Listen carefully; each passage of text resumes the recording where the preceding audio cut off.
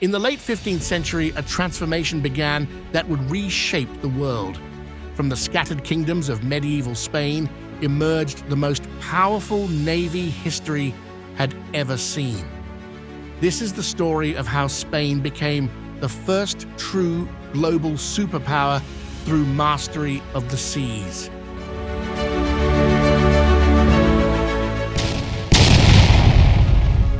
In 1474, when Isabella of Castile ascended to the throne, Spain was not yet unified. The Iberian Peninsula was a patchwork of Christian kingdoms and the last Muslim stronghold of Granada. The concept of Spanish sea power didn't exist, but that was about to change. Isabella's marriage to Ferdinand of Aragon united the two most powerful Christian kingdoms of Spain. Together, they would lay the foundation for Spanish naval dominance. But first, they had to deal with immediate threats closer to home. The Mediterranean coast was plagued by North African pirates. Muslim raiders struck Spanish shores with impunity. The nascent kingdom needed ships not just for trade, but for survival. Isabella's first step was revolutionary. She ordered the construction of a royal fleet. Unlike previous monarchs who relied on hired ships, Spain would own and operate its own navy. The crown began building galleys in Barcelona and Seville, traditional centers of shipbuilding.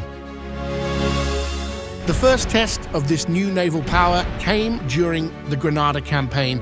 Spanish ships blockaded Muslim ports while ground forces advanced. When Granada fell in 1492, Spain gained control of the strategic Strait of Gibraltar, the gateway between the Mediterranean and the Atlantic. That same year, Isabella made another fateful decision. She sponsored Christopher Columbus's voyage across the Atlantic. When he returned with news of lands beyond the sea, everything changed.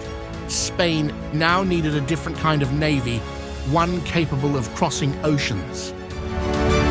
Spanish shipwrights began developing new vessels. The galleon emerged as their masterpiece, a revolutionary ship combining the cargo capacity of a merchant vessel with the armament of a warship. It would become the backbone of Spanish power for over a century.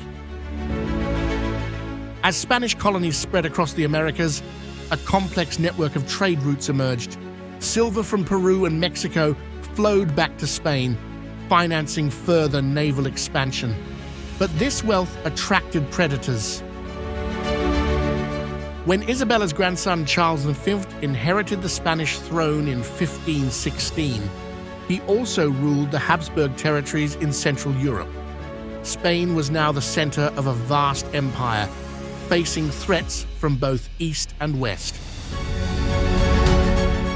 The greatest challenge came from the Ottoman Empire.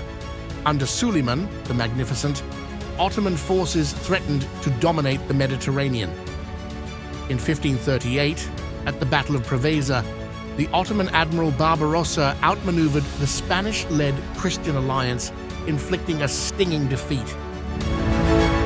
Spain responded by revolutionizing its naval forces. They built more galleys, improved training, and established permanent squadrons in Naples, Sicily, and Spain. These forces would patrol the Mediterranean year-round. The turning point came in 1565 at the Great Siege of Malta. Spanish relief forces played a crucial role in defeating the Ottoman invasion. The victory secured Spain's position in the central Mediterranean. But it was the Battle of Lepanto in 1571 that would become legendary. Don Juan of Austria led the Holy League fleet against the Ottomans in history's largest galley battle. Over 400 ships clashed off the Greek coast.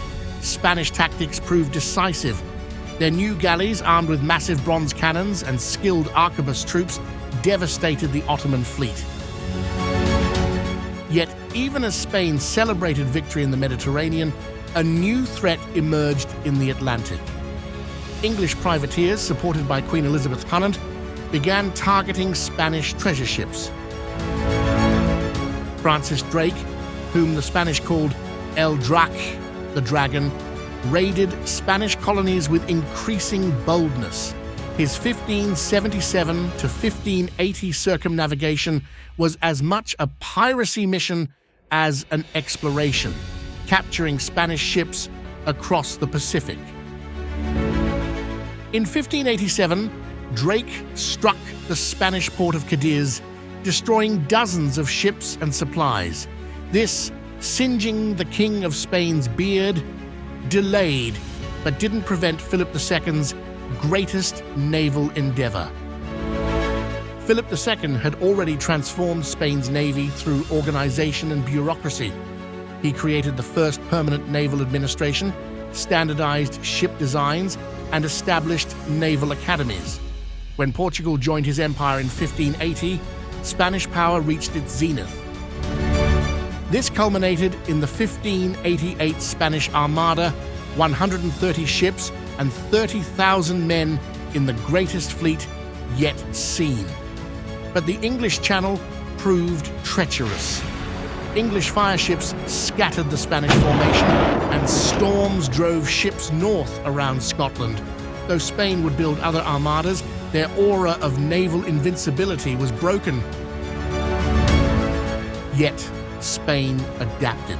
They improved their convoy systems and maintained their American empire for centuries.